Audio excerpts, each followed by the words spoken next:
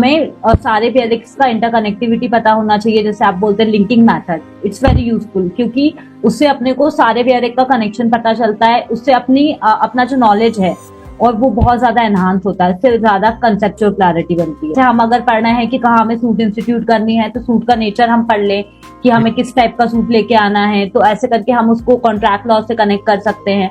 तो ऐसे कनेक्टिविटी से हमारी कंसेप्ट ही ज्यादा स्ट्रांग होता है। तो मैंने छत्तीसगढ़ अटेम्प्ट दिया, तो प्रीलिम्स मेरा हो गया, मेंस मैंने अपीयर किया, बट मेंस मेरा क्वालिफाई नहीं हो पाया। तो उस टाइम पे मुझे बहुत ज्यादा फेलियर फील हुआ था। भले ही मेरा फर्स्ट अटेम्प्ट था बट मुझे फेलियर फील हुआ था। बट मम्मा पापा थे, उन लोगों ने सपोर्ट किया कि नहीं अभी तो चांसेस दो, अभी तुम्हारा फर्स्ट ही चांस था। तो ऐसा उन्होंने बहुत ज्यादा सपोर्ट किया था। तो वो मोमेंट था फेलियर वाला, बट ऐसा है कि एक मोमेंट आपको स्टक नहीं होना होता है।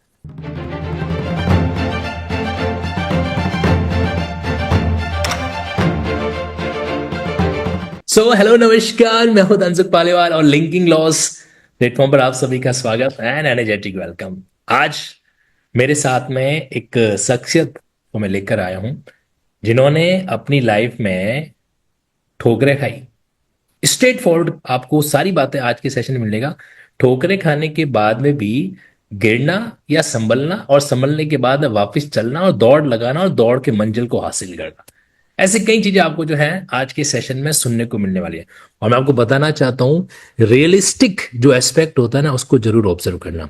Interview, mains exam, prelims exam, ये 3 फेज आपके बीच में होता है ना, तो इन तीनों का बैलेंस तालमेल कैसे होना चाहिए, आपकी पढ़ाई के अंदर नोट्स बनाने का कितना बड़ा रोल होता है, आप कितने अलग अलग स्टेट को फॉलो करते हो, क्या इतने स्टेट की तैयारी करते हो, तो आपको लिमिटेड स्टेट्स की तैयारी करनी चाहिए या जो स्टेट का एग्जाम है उसका फॉर्म फिल कर लेना चाहिए।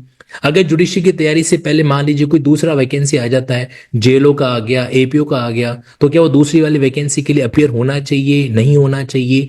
एलएलबी के साथ तैयारी करना ठीक रहता है कि नहीं रहता है? पढ़ने के अलग मॉडर्न मेथड को अगर अपन फॉलो करते हैं तो वो हमारे लिए यूजफुल रहता है कि नहीं रहता है वगैरह, ये सारी चीजें जो है ना मैं आपको बताने वाला हूं। और इसमें मेरी हेल्प करने वाले हमारे सिविल जज साहिबा नुपुर जी गुप्ता। हेलो नुपुर जी, कैसे हैं आप? Hi sir.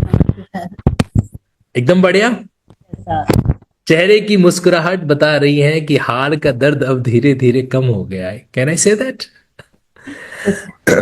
Nupur ji basically Madhya Pradesh के भोपाल से हैं, लेकिन इन्होंने JLO exam, junior law officer exam होता है, वो आपने क्रैक कर दिया था। और उसके बाद में राजस्थान में कोटा में आप पोस्टेड है, करेक्ट? Yes sir. कोटा में कौन से डिपार्टमेंट में पोस्टेड है नूपुर जी आप? Sir command area development, command area development, okay. तो अभी आपका प्रोबेशन पीरियड भी चल रहा है, तो सबसे पहला सवाल यहीं से। नुपुर जी, कई बार पता है क्या होता है कि कैंडिडेट जब जुडिशरी की तैयारी करता है ना, तो इन बिटवीन मान लो कोई दूसरा वैकेंसी आ गया, चाहे वो जेएलओ हो, प्रोटेक्शन ऑफिसर हो, एपीओ का एग्जामिनेशन हो, एडीपीओ का एग्जामिनेशन हो, तो उसमें वो सोचता है कि नहीं यार अपने को तो जज बनना है, तो फालतू दूसरे एग्जाम में क्यों दिमाग लगाए। इसका स्ट्रेट फॉरवर्ड आंसर आपके अकॉर्डिंग क्या होना चाहिए? क्या स्टूडेंट की मेंटेलिटी सही है या गलत है? सर ये मेंटेलिटी सही नहीं है। वो मैं मानती हूँ कि अगर अपना अपना ड्रीम ये है कि अपने को सिविल जज बनना है, तो उस ड्रीम से अपने को सैक्रिफाइस नहीं करना है।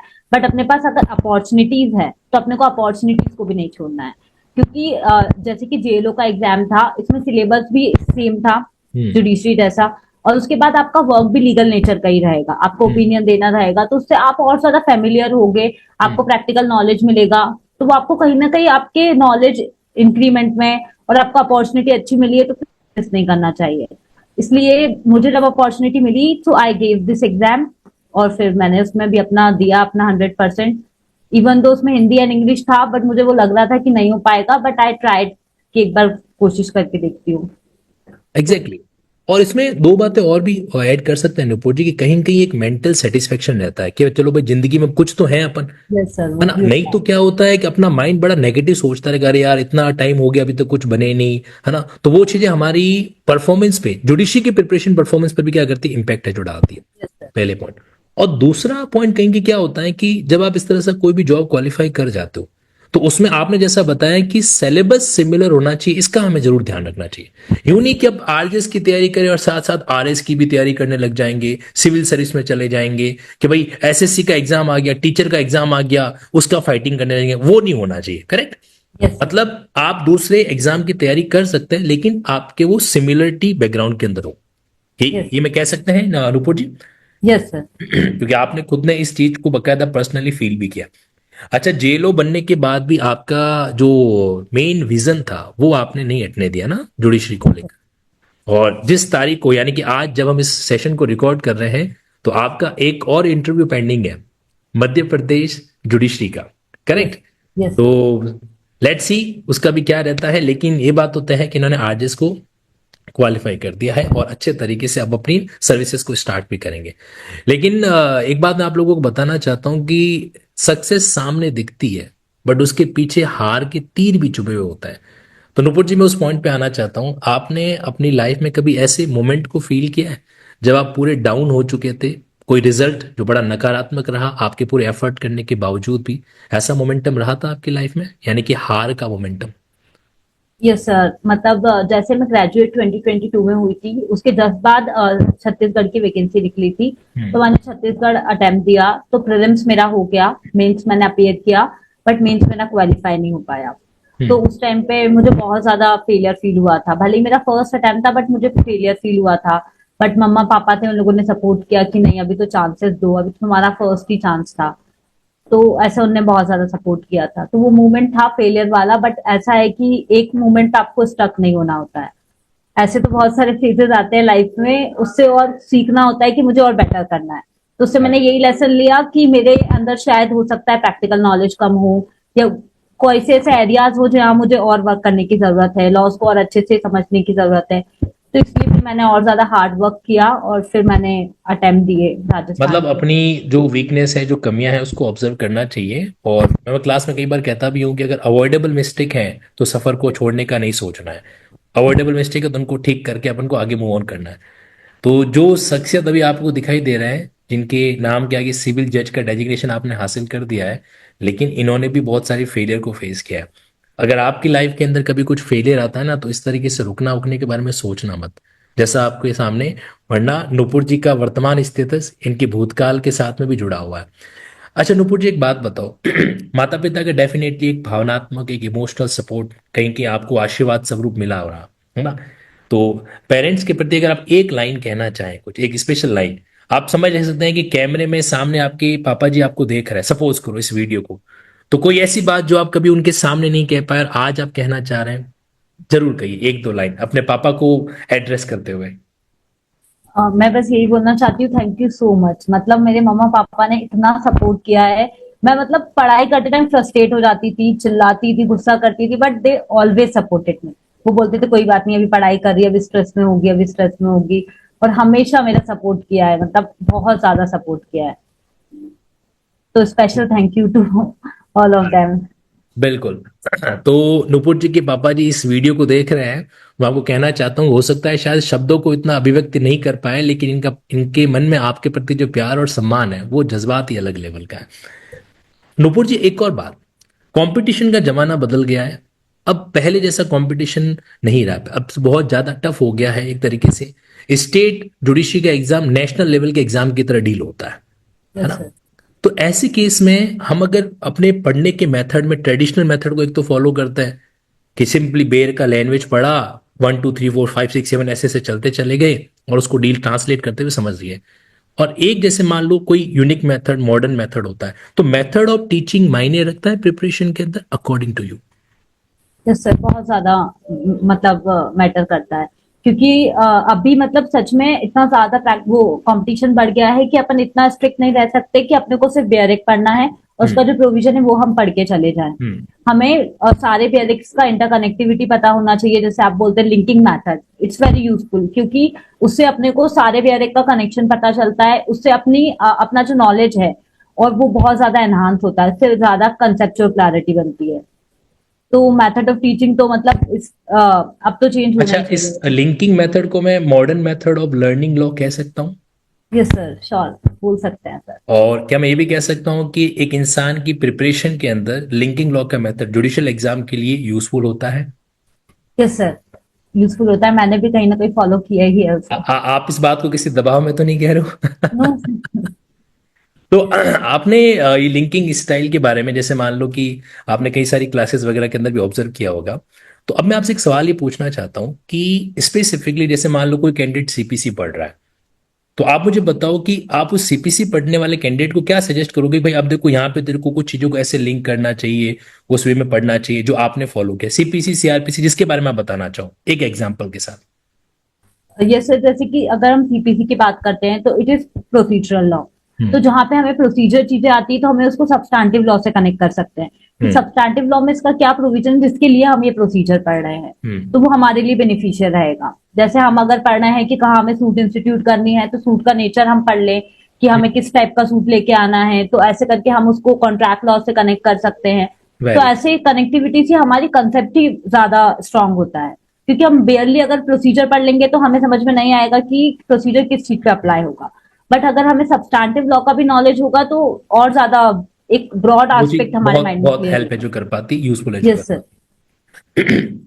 इनफैक्ट पता है क्या होता है नुपुर जी, जैसे मान लो कि अपन सीपीसी पढ़ भी रहे हैं, अब आप खुद को अगर ऑर्डर वन तक लिमिटेड रख रहे हो पार्टी जॉब सूट, तो यस आपका एक तरीका ये, लेकिन वहीं पर ऑर्डर वन सूट के साथ ऑर्डर नंबर 3, ऑर्डर नंबर 27, 28 वगैरह इनको अपन लिंक करें, तो इन सभी ऑर्डर्स में एक लिंकिंग है पार्टीज, मेन हाँ। इंग्रेडिएंट पार्टीज का है, तो वो सारे के सारे ऑर्डर्स आपको उसके बारे में ऑब्जर्वेशन अच्छे से करवाता है।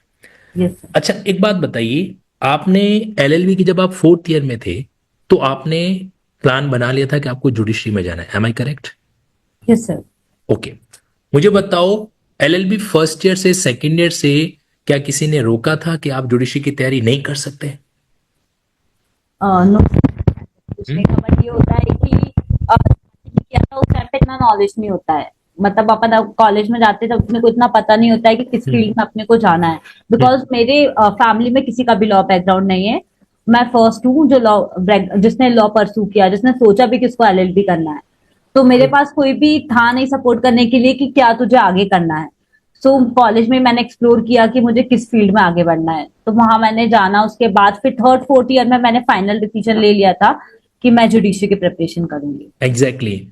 जिन कैंडिडेट ने अभी इन लाइनों को सुना, अगर आप अपने मन में ये किसी भी तरह का मिसकंसेप्शन लेके बैठते हो कि अगर आपके फोर फादर या फिर ब्रदर कोई भी अगर ऑलरेडी एडवोकेसी या जुडिशरी की लाइन में होंगे तो ये आप जज बन सकते हो, तो आपके इस प्रिजम्पशन को रिबट किया जा रहा है यहाँ पे क्लियर वे के अंदर। ऐसा बिल्कुल भी नहीं है, जब इंसान ठान लेता है तो दुनिया मान लेता है ना? नूपुर जी, जब आपने इस तरह का प्लानिंग किया तो आपने पहला जो अपना एग्जाम दिया था वो आपने एक सेल्फ स्टडी के अंदर कंप्लीट किया, यस सर। है ना? और एक साल के बाद में, एक साल की सेल्फ स्टडी के बाद में आपको रियलाइज हुआ कि नहीं, मुझे कहीं कहीं जो है क्लास अटेंड करना चाहिए, गाइडेंस लेना चाहिए। तो आपने अपनी सेल्फ स्टडी में क्या कमी महसूस की, क्योंकि आप डेडिकेटेड तो बहुत लग रहे हो मुझे, है ना? यस। तो उसमें क्या महसूस किया जिसको आपने मजबूर किया कि भाई आपको मेरे को क्लास करनी ही होगी, थोड़ा गाइडेंस लेना पड़ेगा, प्लीज बताएं। सर, सबसे बड़ी बात ये होती है कि अपन सेल्फ स्टडी कर लेते हैं लेकिन अपने को एक्चुअली में एक डायरेक्शन नहीं मिल पाती है कि हम्म। अपने को अपन सही जा रहे हैं कि नहीं, वो हमें पता नहीं चलता है। एक कोई भी सब्जेक्ट उठाते हैं हम अनलिमिटेड उसमें पढ़ने लगते हैं। But very. अगर कोचिंग इंस्टीट्यूट रहता है, कोई हमें फैकल्टी रहती है जो हमें पढ़ाती है, तो उसको नॉलेज रहता है कि इस पर्टिकुलर कंसेप्ट को कहाँ तक लिमिटेड करके आपको पढ़ना है, जो आपकी प्रिपरेशन में आपकी हेल्प करेगा। हम्म। तो उस हिसाब से वो मैंने फील किया, क्योंकि एक साल में मैंने बहुत पढ़ा, बहुत कि ये पढ़ लू वो पढ़ लू, बट उसके बाद भी रिजल्ट इतना अच्छा नहीं आया कि मेंस नहीं हुआ क्वालिफाई। तो फिर इसलिए मैंने डिसाइड किया कि मुझे शायद डायरेक्शन की कमी है, कि मुझे एक प्रॉपर डायरेक्शन नहीं मिल पा रहा है कि मुझे किस वे में एग्जैक्टली, पढ़ना है। देन आफ्टर आपने डिसाइड किया कि हाँ भाई प्रॉपर क्लास करना चाहिए। हाँ। अब एक बात आपसे पूछना चाहता हूँ, स्कूल टाइम के अंदर हम लोग जब पढ़ते थे तो हम लोग साइंस का एक सब्जेक्ट पढ़ा करते थे, याद है आपको? Yes sir. अगर साइंस का सब्जेक्ट हम स्कूल को हमको हमारे मास्टर जी गुरु जी नहीं पढ़ाते थे, तो क्या उसमें हम उसको सेल्फ स्टडी में कवर कर लेते? नहीं कर पाते। No sir. लॉ भी तो एक साइंस है यस ना? तो यहाँ पर क्या आपका ऐसा मानना तो नहीं है कि सेल्फ स्टडी वाले जज बन ही नहीं सकते? कहीं ऐसा तो आप प्रिजम्पशन लेके नहीं बैठे हैं? सर, ऐसा प्रेजम्पशन तो नहीं ले सकते हैं।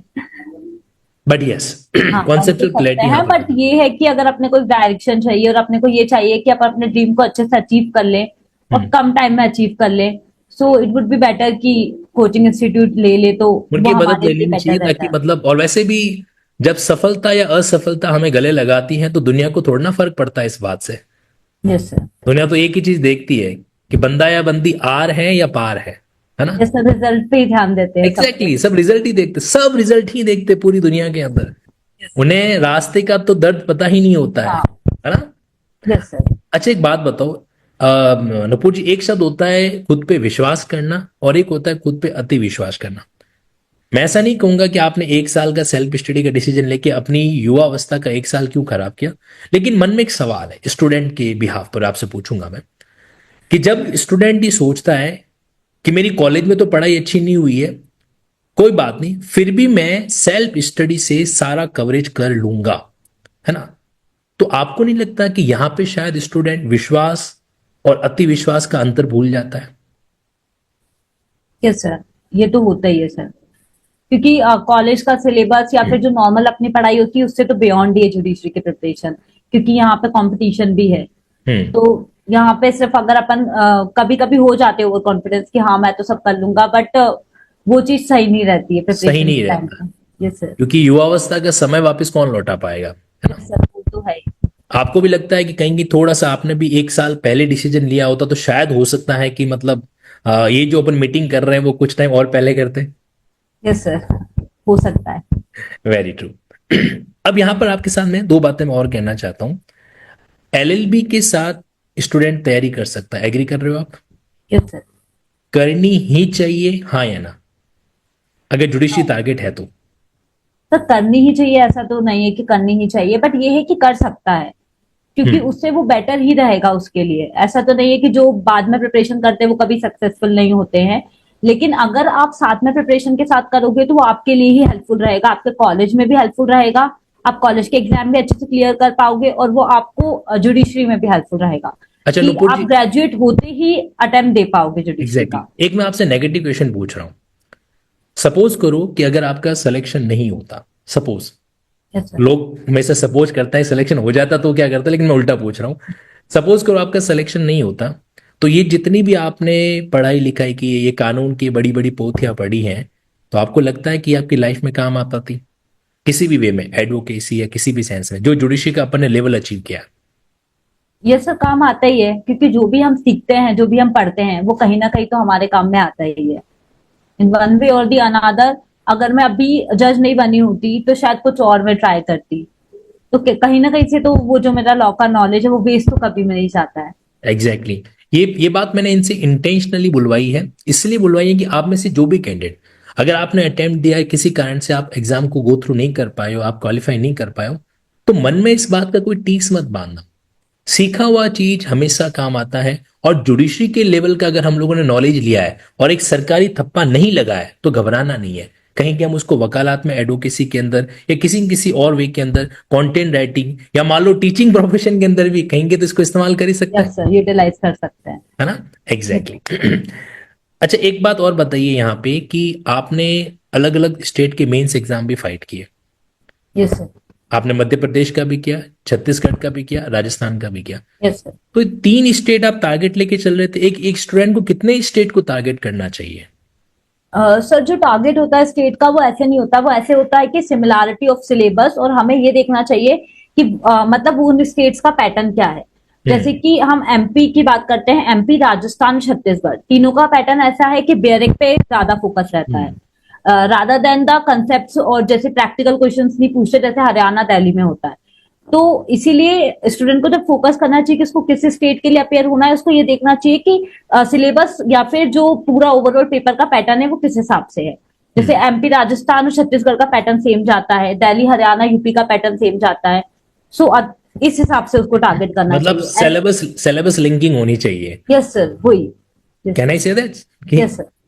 ताकि मतलब जो है, अगर कॉमन सिलेबस है, सिमिलर टाइप का सिलेबस है और एग्जाम का पैटर्न सिमिलर तरीके का है, तो हाँ। वहां पे उस स्टेट को टारगेट, और इसीलिए आपने तीन स्टेट ही चूज किए थे, तीन के अलावा और भी यस था? Sir. Yes, no sir, 3 state से टारगेट किए, जैसे बियॉन्ड में कभी गई नहीं हूँ कहीं भी। मैंने ओके, सोचा भी नहीं है कि किसी और स्टेट का मुझे देना है। Very good. मतलब कहीं न कहीं एक लक्ष्मण रेखा होनी चाहिए।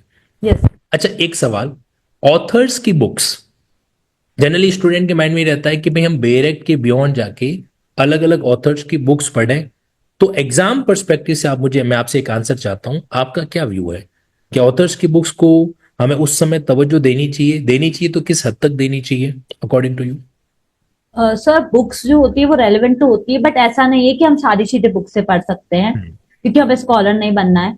क्योंकि मेन चीज ये होती है, कुछ चीजें ऐसी रहती है, कुछ कंसेप्ट रहते हैं जो हमें बुक की जरूरत पड़ती है। हम्म। जैसे कि जैसे रेजिड्यूटी डाटा हुआ सीपीसी में, ऐसे कुछ कंसेप्ट होते हैं जो सिर्फ डायरेक्ट से हम पढ़ेंगे तो हमें समझ में नहीं आएंगे। वेरी उसमें ट्रू। हम बुक की हेल्प ले सकते हैं, केस लॉज मिल जाते हैं हमें बुक में इलस्ट्रेशन मिल जाती हैं, इसलिए फॉर मोर कंसेप्चुअल क्लैरिटी हम लोग बुक को रेफर कर सकते हैं। बट बुक को पूरा रेफर नहीं कर सकते कि हम बुक पढ़े जा रहे हैं, 3-4 ऑथर की बुक उठा ली और हम पढ़े जा रहे हैं। You should strict to one book only, कि एक ऑथर को चूज करो और उसी ऑथर की बुक को पढ़ो, और जहां जहां कंसेप्ट को आपको लग रहा है कि वो मुझे कंसेप्चुअल क्लैरिटी की जरूरत है, सिर्फ वहीं पे रेफर करो, हम्म। ऐसा। मतलब जहां पे लग रहा है कि भाई बेरेट का लैंग्वेज बिल्कुल ही बाउंस हो रहा है, नहीं आ यस रहा सर। समझ के अंदर, यस सर। टीचर से भी सुन लिया तो भी समझ में नहीं आ हाँ, रहा, टीचर डाउट भी सॉल्व नहीं कर रहा, तो फिर जाके हमें क्या करना चाहिए, बुक ऑथर को की बुक को रेफर इस करना है। तरीके से रेफर है जो करना चाहिए। यस। अच्छा, एक और चीज, आपने मेंस के आंसर के लिए लिख लिख के प्रैक्टिस प्रैक्टिस ऐसा कुछ किया था? यस सर, प्रैक्टिस तो मैंने की थी।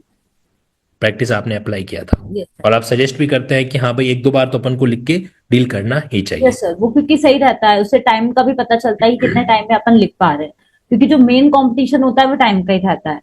एग्जैक्ट। मोस्ट ऑफ द लोग होते हैं जो मतलब पेपर ही पूरा अटेम्प्ट नहीं कर पाते, तो हम्म। उस चक्कर में ही वो सबसे बड़ा वो होता है, क्योंकि पेपर आखिरी बहुत पड़ाव पे आ बड़े जाता हूं मैं, आपके इंटरव्यू के बारे में बात करता है। इंटरव्यू आपका कितने मिनट चला अनुपुर जी? हैं। Sir around 15 to 20 minutes. 15 to 20 minute चला। और सामने बोर्ड में कितने मेंबर्स थे? Sir 3। 3 members.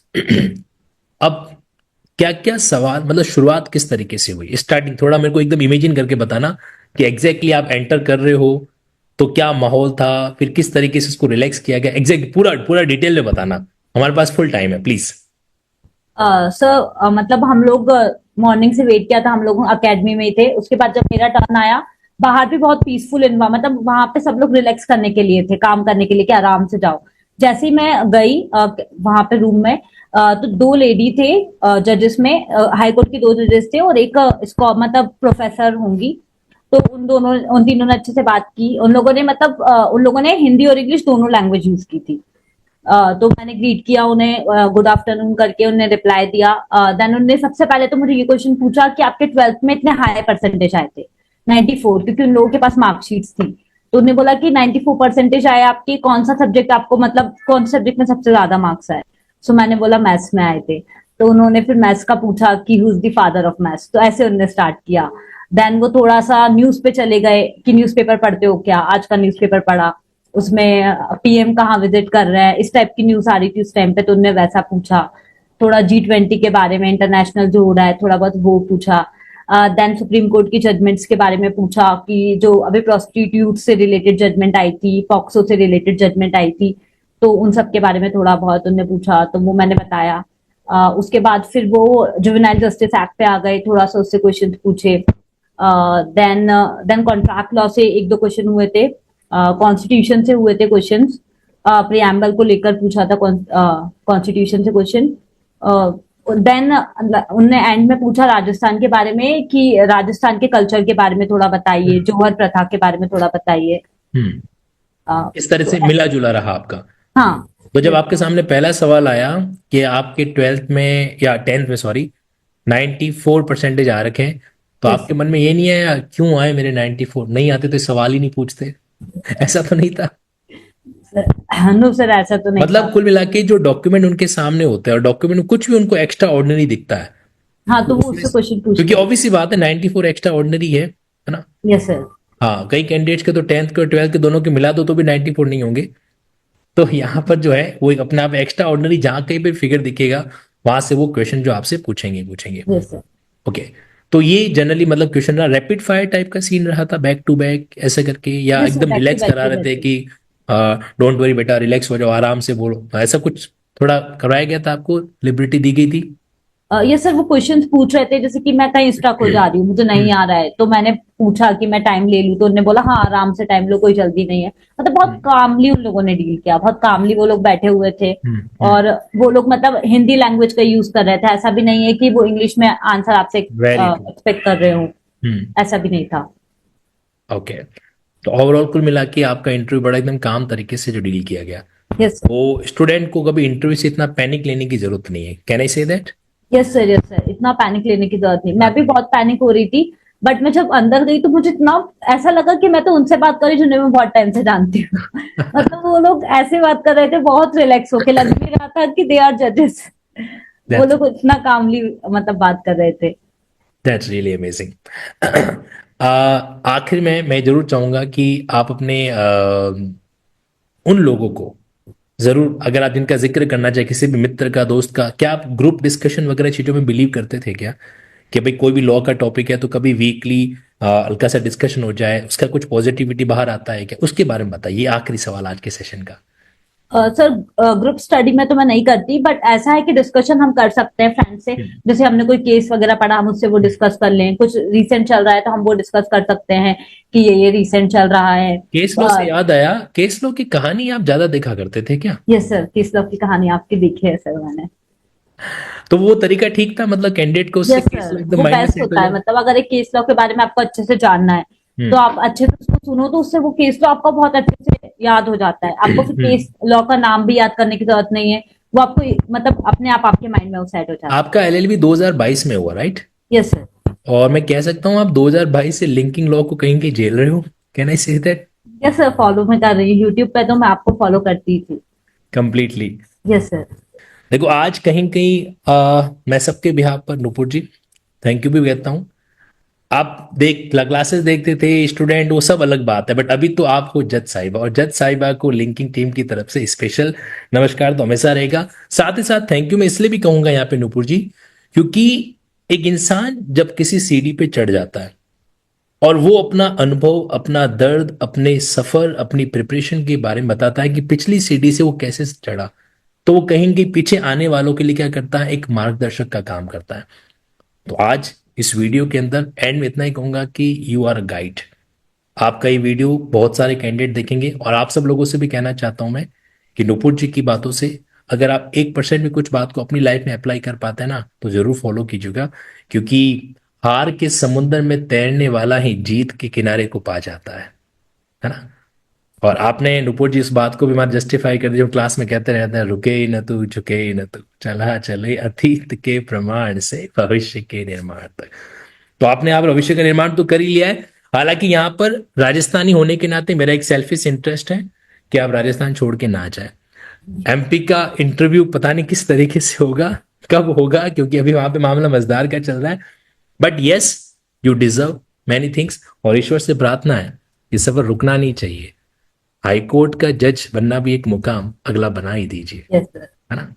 Wish you all the very best Nupur ji. Thank you so much thank you for so much sir. Connect. Thank you.